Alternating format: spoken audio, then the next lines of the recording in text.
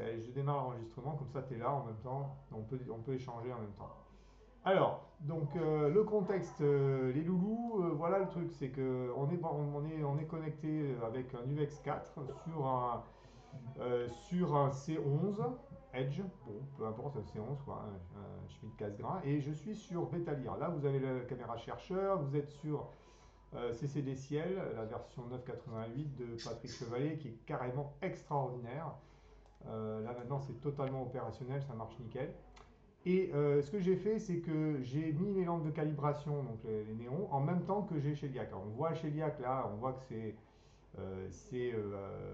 on a l'étoile, mais en même temps j'ai la lampe qui est frontale, qui a basculé, et bon, bah, on a les deux en même temps.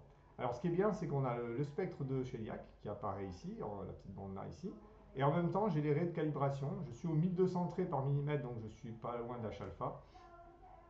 Et bon, bah, l'idée c'est de faire la mise au point.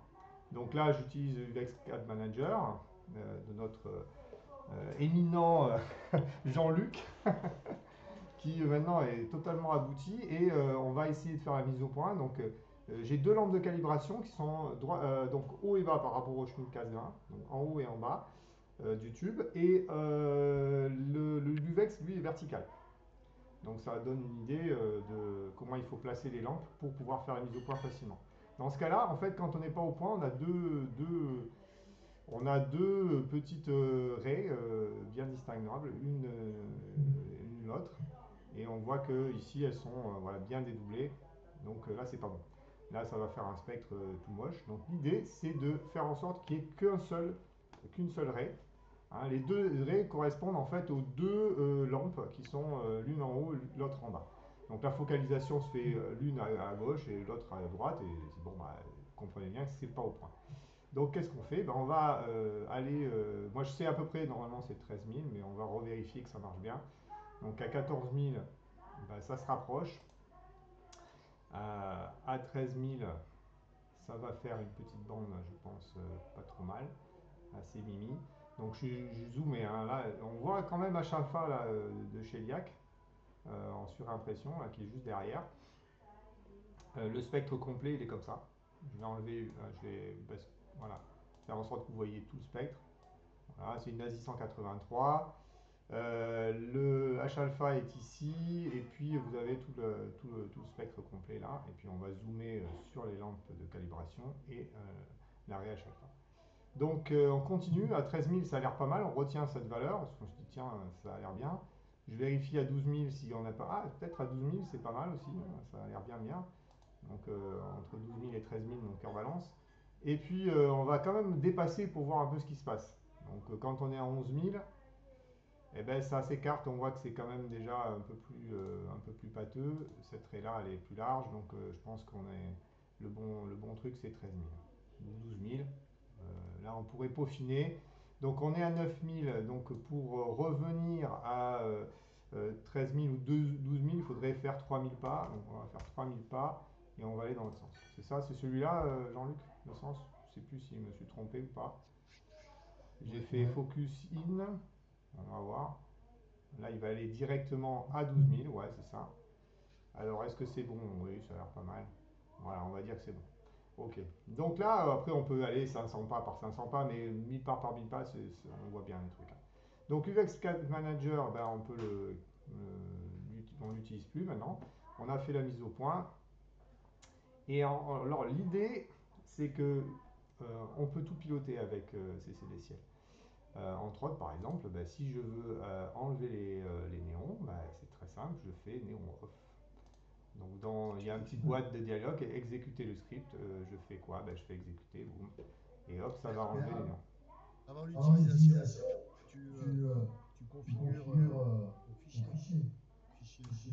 T'as un C'est fichier un de fichier de configuration. configuration. Ah oui, bon là pour l'instant dans le script c'est un script perso que j'ai fait, donc on peut le voir, on peut modifier ici et tu vois ici il y a comme 13 qui est marqué en dur. Mais dans UVEX Manager, si on utilise les scripts de UVEX Manager qui sont écrits par Jean-Luc et par Patrick, qui les a réécrits lui aussi, on va retrouver un fichier de config qui s'appelle UVEX4 config Et il suffit enfin pas d'exécuter, de modifier. Et dans modifier, là, ici, on a COM3. Donc on sait que l'UVEX Manager, l'UVEX, est à COM3. Et c'est tous les scripts qui sont écrits après, qui sont écrits pour UVEX 4, ben, ils vont utiliser ce fichier de config. Voilà, et donc il y a toute une série de scripts qui permettent de commander l'ensemble de UVEX 4. Voilà. Alors il y a quelques scripts qu'il faudra qu'on rajoute, mais bon, pour l'instant déjà, on peut à peu près faire ce qu'on veut avec ça. Donc entre autres, ben, changer la longueur d'onde, donc set wavelength, changer la fente, set slit, et faire donc de la calibration, donc mettre les capots de calibration, que ce soit pour le néon ou pour les flats. Et puis il y a aussi un truc qui est bien, c'est le init header. Donc ça permet de récupérer toutes les informations du VEX et de les mettre dans les headers des images qu'il va faire après. Donc au début, bah, il faut faire un init header. Et puis après, toutes les images vont garder ce init header, enfin la configuration du VEX dans les images. Voilà, il y a un petit test pour pouvoir tester si l'UVEX réagit bien, etc. Donc voilà, il y a vraiment il y a le focus, comme on a fait tout à l'heure, on peut l'utiliser là directement. C'est-à-dire qu'ici, on peut faire out 3000, ben, on va revenir de 3000 pas, in 3000, ben, on va avancer de 3000 pas. Donc j'aurais pu utiliser d'ailleurs ici directement les scripts au lieu d'utiliser les UX4 Manager. Voilà. Alors l'objet là maintenant de l'histoire, c'est on va tester un truc qui est encore plus génial et qui est vraiment pour moi c'est le top du top.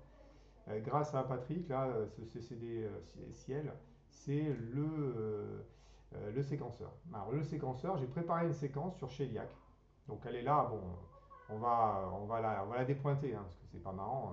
Il faut vraiment faire jouer le jeu complètement, c'est-à-dire que votre monture est en vrac quelque part. Et puis tout ça, ça va s'exécuter tout seul. Donc l'idée, c'est quoi? Donc je vais l'ouvrir pour que vous voyez bien le système. Donc il y a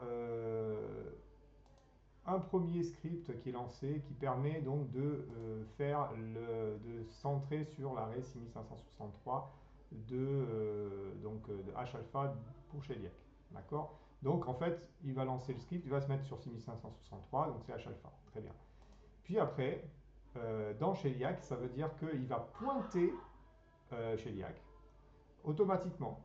Alors la séquence de pointage avec, avec le CCD ciel se fait d'abord sur la caméra de pointage, puis après il prend la main sur la caméra de guidage et il va ajuster et mettre l'objet sur la caméra de guidage.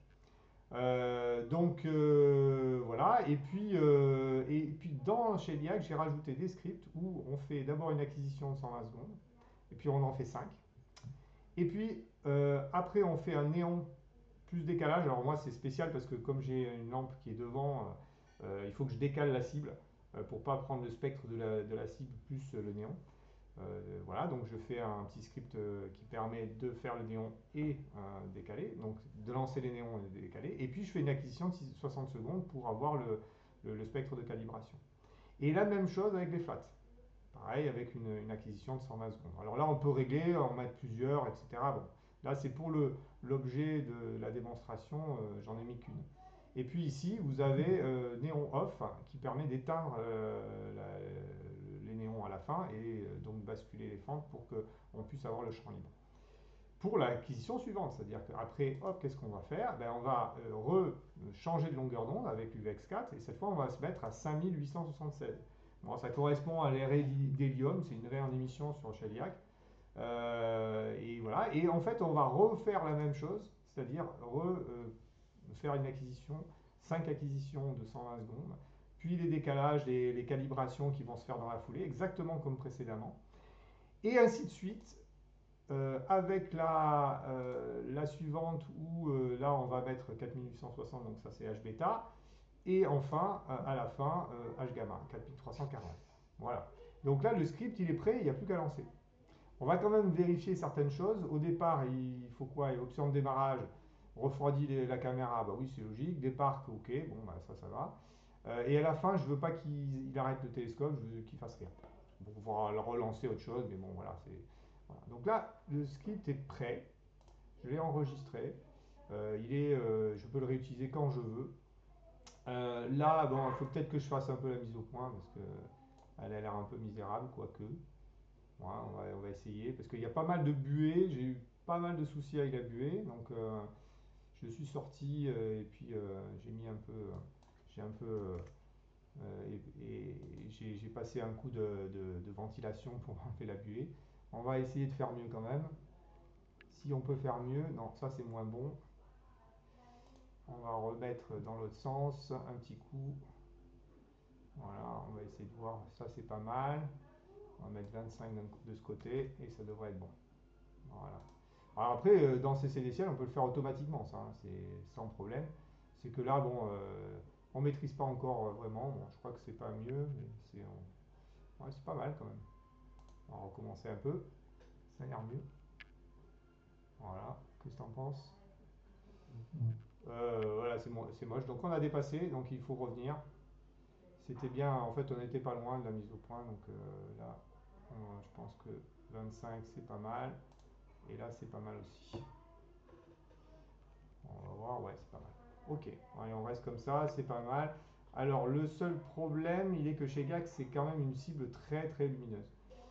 Donc, c'est pas idéal. Là, pour faire la reconnaissance de champ sur la caméra de guidage, dans les préférences, je crois que j'ai mis 30 secondes de pause, qui est vraiment un petit peu trop. Alors, est-ce que tu te rappelles où c'est cette configuration-là Parce que chaque fois, je galère. Je vais le déconnecter, je crois que c'est malheureusement. Alors, ce qui est bien, c'est que dans CCD Ciel, s'il y a un problème, on déconnecte tout. Boum, boum, boum. Voilà, tout est déconnecté. Voilà. Et puis, si je fais. Alors, je vais dans configuration par périphérique, je crois que c'était là-dedans. Et là, je crois que dans caméra de guidage, il doit avoir. Non, c'est pas là. C'est dans quoi? Tu Est-ce que tu cherches. cherches le temps de pause qu'il fait, c'est pour qu'il met pour faire des reconnaissances de champ sur la caméra de guidage. Parce que là, j'ai vu qu'il fait 30 secondes, mais je sais pas où c'est que c'est paramétré ce truc-là. Goto. Pas goto. Mais là, il n'y a pas de go-to. Ah, mais je suis con, c'est peut-être là-dedans, là. Non. Non, normalement, c'est ici. Ah, là, c'est peut-être là, non? Guideur, option, spectroscopie. Ah, ça doit être là. Ah, oui, c'est ça. Ah, j'aurais pas dû déconnecter. Bon, ah bah, c'est pas grave, on reconnecte. Allez, reconnectons tout. Ah, normalement, ça se passe bien, il n'y a pas de souci. Il va tout reconnecter. Et hop, c'est reparti comme en 40. Voilà, tic tic, MCMT, retourner, oui, je suis à l'ouest, hein. Voilà, la raquette, on la vire.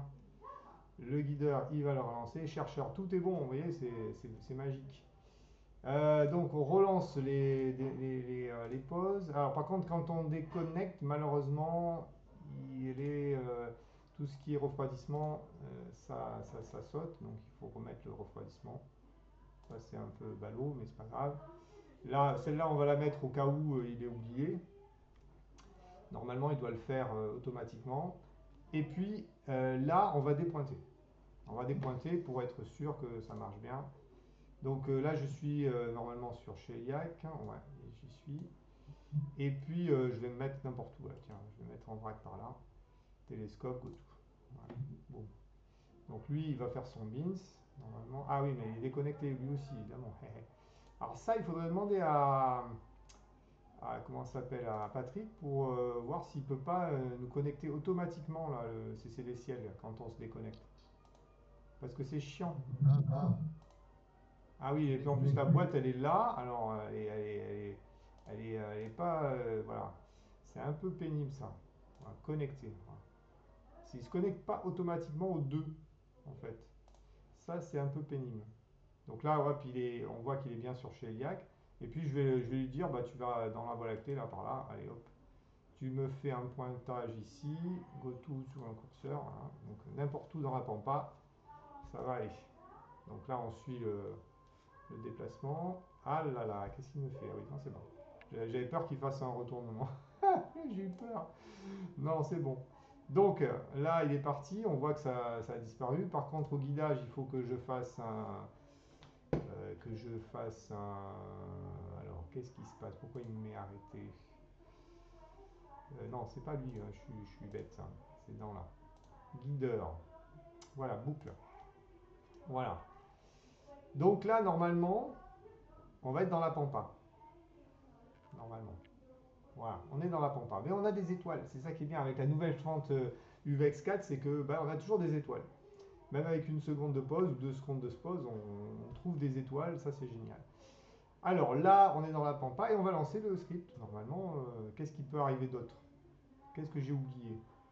Normalement, tout doit aller sur des roulettes. Le seul truc, c'est ici peut-être le temps de pause. C'est pas la peine d'y mettre 30 secondes. On va y mettre 15 secondes ou peut-être 10 secondes. Ça devrait être bon, malgré que l'image, enfin, il ne faut pas saturer trop l'image, quoi.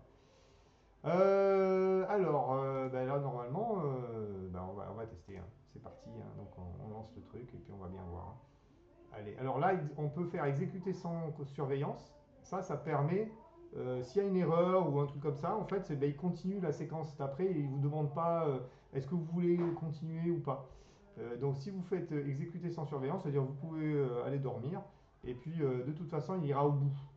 Même s'il y a des étoiles où il n'y aura pas trouvé, par exemple la reconnaissance de champ ne se fera pas, etc. Bon, bah, il ne se bloquera pas. Il continuera la séquence, il essaiera d'aller au bout du script, au bout de la séquence. Donc là, comme on est en semi-automatique, on va regarder ce qu'il fait, bah, on va quand même, on va pas cocher la case, on va faire exécuter normalement, et puis là, on fait démarrer. Et là, je touche plus rien. Je vais toucher quand même pour voir un peu ce qui se passe, parce que le problème, c'est que dans CCD Ciel, quand il fait des choses, quelquefois, bah, il coupe les caméras pour que ça soit plus efficace, ce qui fait qu'on ne voit pas spécialement. On voit que ce qui se passe dans la zone de dialogue là. Donc là, il exécute, il a mis la rehash alpha, bon ça, elle y était déjà, donc c'était pas trop difficile. Et là, on voit qu'il pointe. Donc il va pointer chez Liac. Là, par exemple, sur le guidage, il a coupé la caméra, donc je vais la remettre. Je suis obtus, mais je veux voir. Donc si je veux voir, je vais dans guideur ici, puis je fais boucle, juste boucle. Et ce qui est bien, c'est que je peux faire plein de choses. Je peux même paramétrer ici mes trucs, ma spectroscopie, etc. En même temps qu'il fait, ça ne le dérange absolument pas. Il continuera à essayer de faire ce qu'il fait. Donc là, il pointe. Alors, ce qui est bien, c'est que le système, il se fait sur la caméra de chercheur. La petite croix verte ici, c'est il faut mettre l'étoile sur la consigne verte pour que ça apparaisse dans le champ ici. Et c'est tellement bien fait que bon bah là, elle n'arrive pas loin de la fente. Donc là, moi, j'ai bien réglé. Mais quelquefois, si vous n'avez pas bien réglé ce curseur, c'est pas grave. Il suffit que l'étoile arrive au centre, pas loin, même à droite ou à gauche, etc. Il va faire une reconnaissance de champ et il va trouver où est la cible. Donc là, vous le voyez, il est marqué résolution par astronomie.net. Ça veut dire qu'il prend une image donc, de 10 secondes, c'est ce que j'ai demandé. Et puis il va envoyer l'image à astrométrie.net pour l'analyser et pour trouver où il se trouve. Et trouver surtout où est la cible. Parce que c'est le problème, c'est quelle est la bonne étoile là-dedans. Là, c'est évident parce que c'est celle-là, elle est brillante, c'est bêta, voilà, elle est toute seule, donc on ne peut pas la louper. Mais vous voyez, il y a petites choses à côté là. Ça, c'est des reflets. Il pourrait voilà, se tromper avec les reflets. Et ben non, il va prendre exactement la cible ici. Vous voyez. Et là, à partir de là, il a locké. Donc, vous voyez, activer le guidage sur une étoile en position fixe. Et il va l'amener exactement au centre, là où je veux, sur la fente. Donc j'avais au préalable évidemment réglé la fente à cet endroit-là, hein. Enfin la croix sur la fente au bon endroit. Ça c'est le réglage qu'on doit faire une fois pour toutes. On le fait ici dans ce système. On peut même le modifier au fur et à mesure si on voit que bah, c'est pas bien réglé, hein. Donc c'est ça qui est bien fait. Et bien là il est parti. Donc il est en guidage. Moi j'ai rien fait, hein. Voilà. Il est parti sur le guidage. Il y a une période où il fait rien. Et donc c'est 30 secondes, je crois. Et puis une fois qu'il a stabilisé l'auto-guidage, et ben, il lance la pause. Et vous voyez, il a lancé 5 pauses de 120 secondes. Voilà, c'est parti. Donc j'ai rien fait, hein, j'ai rien touché. Ça s'est débrouillé tout seul, j'ai expliqué, mais c'est tout. Donc on est sur la fente. Là, il va faire le spectre, donc il n'y a rien ici parce il est en spectre, il est en pause. Et on n'a plus qu'à aller dormir et récupérer les spectres. Après, tout va être enregistré correctement dans un répertoire et il y aura toute la séquence qu'on a fait. Enfin, on croise les doigts parce que tout à l'heure je me suis trompé, mais j'ai modifié et ça devrait fonctionner. Voilà. Donc on va le laisser faire ces séquences parce que là il y a 5 pauses de 120 secondes. Donc ça fait quand même bon, un petit peu de temps. Donc je vais reprendre après, je fais une petite pause et puis après je vous reprends quand on arrive à 5 sur 5 pour voir qu'est-ce qu'il va faire dans la séquence de calibration tout seul. Alors là, ça y est, il a fait les 5 pauses, il reste 6 secondes, on voit ici. Donc il a terminé. Alors là, on va voir la partie calibration. Au passage, on voit le spectre complexe de bêta lire où il y a deux composantes. Voilà. Alors, entre-temps, j'avais essayé de refaire la focalisation. C'est pour ça que la dernière, elle n'est pas terrible.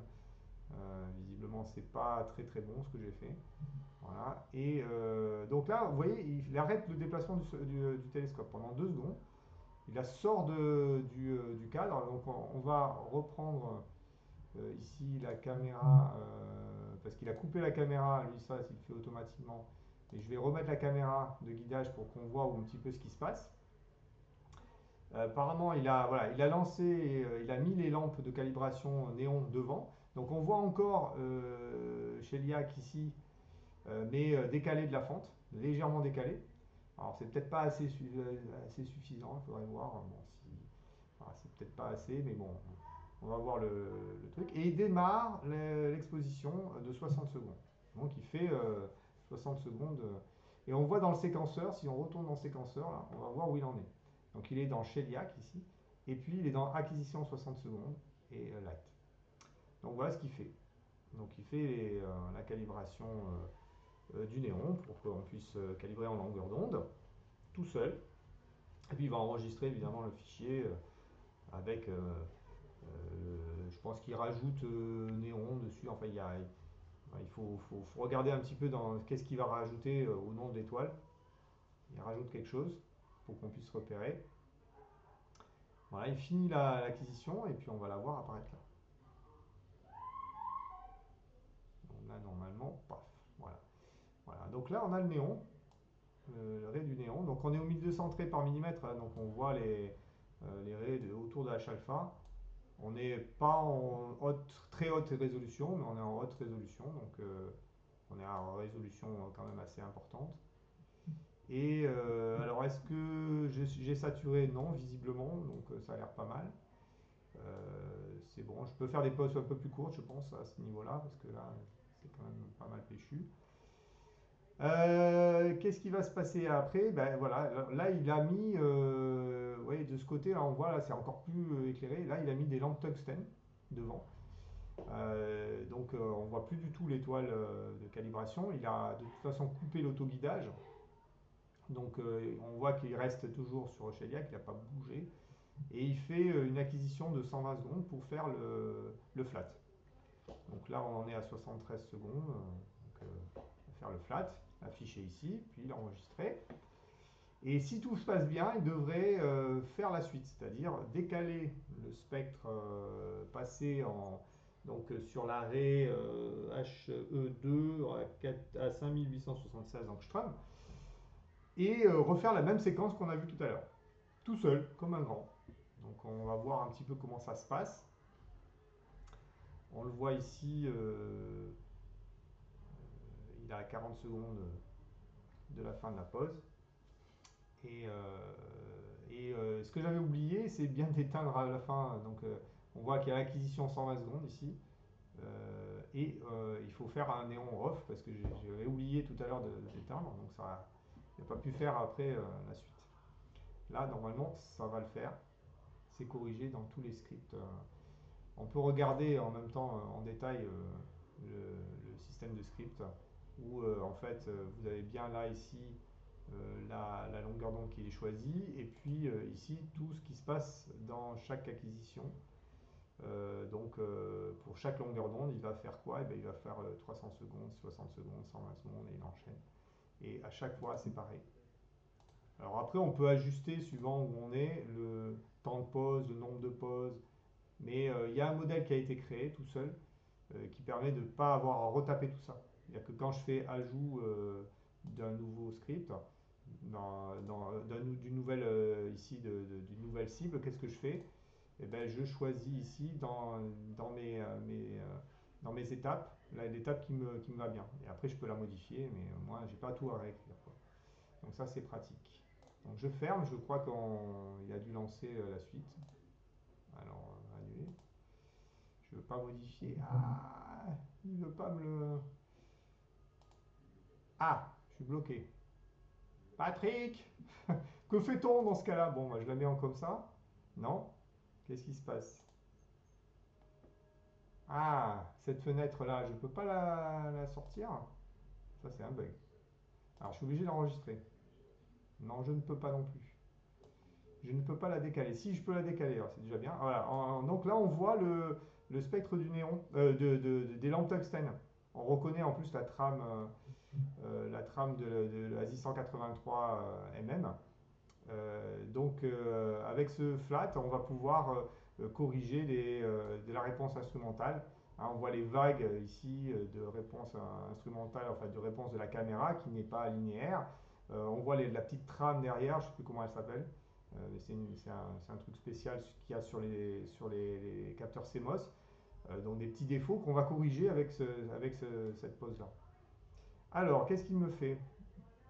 Ah ben il m'a repointé donc chez Liac. Alors elle n'est pas au bon endroit, mais il a refait qu'est-ce qu'il a fait? Il a fait, j'aimerais bien enlever cette fenêtre, elle est pénible. Surtout que je ne peux pas accéder du coup. Alors là, il faut que on signale ça à Patrick, hein. Parce que là, tu vois, tu peux pas tu peux pas la killer. Je peux même pas la mettre. Si je mets comme ça, il y a tout qui se ferme, enfin qui se met en bas. Si je relance là, j'ai tout qui revient. Ça, c'est pénible. Et j'ai pas la main. C'est-à-dire, je peux décaler ça, mais j'ai pas la main sur. Ah, là, il s'est passé quelque chose. Non. Là, je peux le mettre en grand. Je peux le mettre en plus petit. Je peux le mettre comme ça, mais là, c'est tout qui disparaît. Ok. Et je peux pas la sortir. Ah, si. Il n'y a plus rien là. Qu'est-ce que j'ai fait? C'est bon, hein? T'as cliqué. Non? Bah, je sais pas ce que j'ai fait, mais visiblement j'ai la main là. Ok, alors donc c'est bon. Ouf. Mais il y a quand même un truc bizarre. Donc il relance les postes, bah, et finalement il a repointé, il a remis, et puis voilà, c'est parti. Et donc il va refaire la même chose tout le long. Voilà. Donc ça marche. Bon, c'est bon, bah, t'es au taquet. Voilà. Bon, donc ça c'est mon premier truc. On va laisser finir.